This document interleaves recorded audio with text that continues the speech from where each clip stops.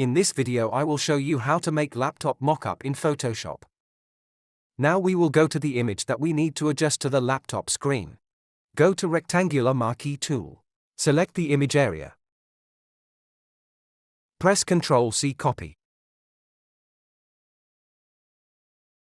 Create a new layer. Go to Filter and choose Vanishing Point. Now we will select the laptop screen area.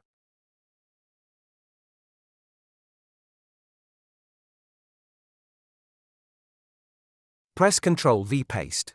Adjust the image.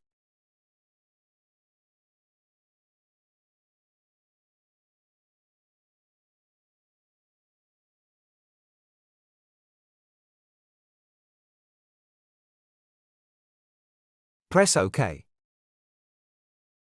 And before. After. That's it. Hope you liked it. Please subscribe my YouTube channel for more tutorials.